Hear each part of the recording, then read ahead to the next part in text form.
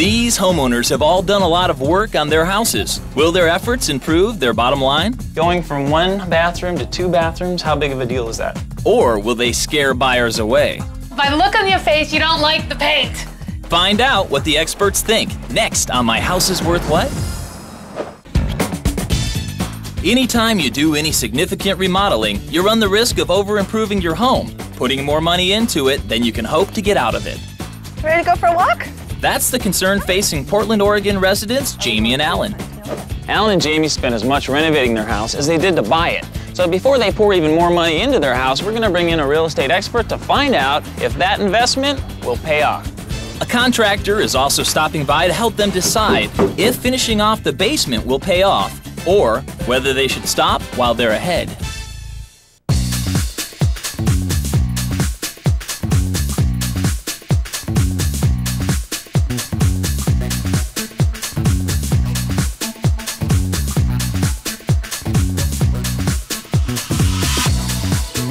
Well, this is fantastic. I like what you've done here. When you moved in, it was 2 bedrooms, 1 bath? Yep. And now we have 3 bedrooms, 2 bath. That's a very important distinction, I would say.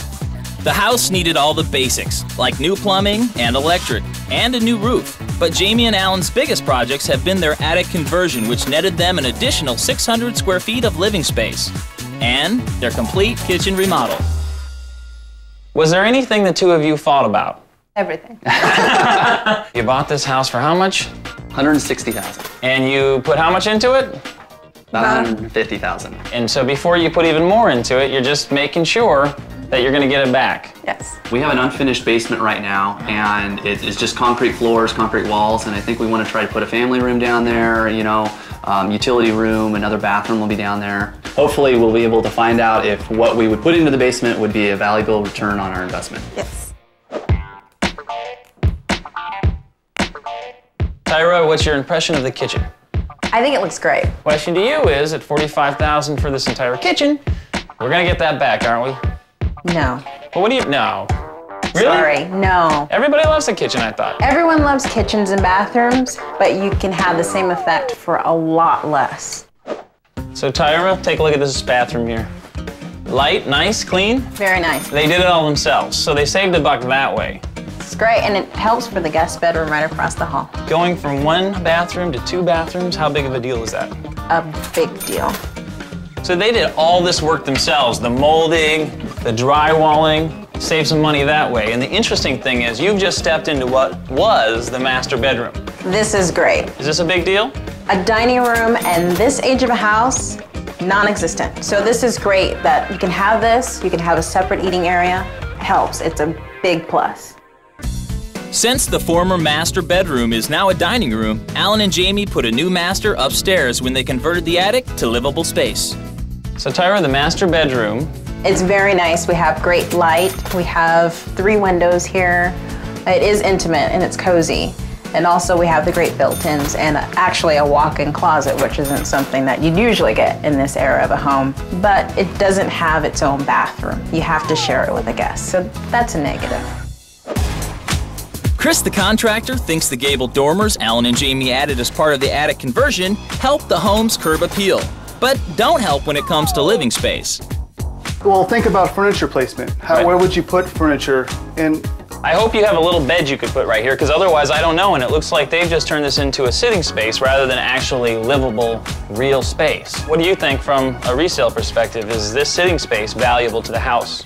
I think you're right. We already have a living room, so why have a sitting room that's above the living room? It really is sort of a waste of space. Down in the basement, the experts shift gears from work that's been done to work that needs to be done. They'd like to turn this all into living space. Is that something that could be doable, and for how much? It's doable, but once you add a bathroom in there, you're spiking the price up. You don't have to go that overboard. A bathroom wouldn't be necessary because that would be rare in this neighborhood. A lot of people use these basements for rec rooms, maybe like overflow areas for children and so forth to come down and just, you know, play the games and so forth. How can I refinish this space cheaply? Frame it in, insulate it, drywall it, minimal electrical, no plumbing, and I think you Bottom can do that. line, what's the bottom line? You could probably do that for like $35,000. All right, Chris, thanks a lot.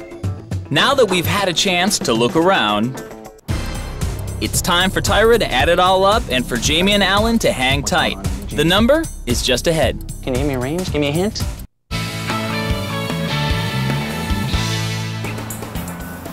Well, I enjoyed meeting you today. I know you had a good time going through the house. I did. Just to go over the numbers, you bought this 2-bedroom house for $160,000. You put $150,000 of your touches in this property, so you've got $310,000 in the house. That's correct. Okay.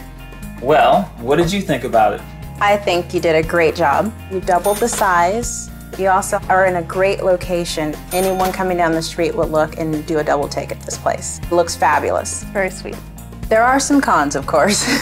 I buttered you up with the good stuff, but some of the bad. The upstairs, where we do have some dead space because of the dormers. It does look great from the outside, but it does cut off some of the area. No matter what, I would say you have to do something with the basement. It's not necessarily going to add equity, but it will keep you at the level of everyone else. Since Alan and Jamie have already got $310,000 in the house, if they spend a minimum of $35,000 to finish up the basement, as Tyra suggests, they'll need the value of their home to be at least $345,000. Well, I'm thinking $380,000. Wow, that's great. That's nice. That's fantastic news. $380 minus the $160 they paid and the $150 in renovation costs means they've made $70,000, more than enough to finish off their basement. Fantastic. Not too bad, $70,000. Thank you very Congratulations. much. Not bad for 9 Thanks for months. having us. Congratulations.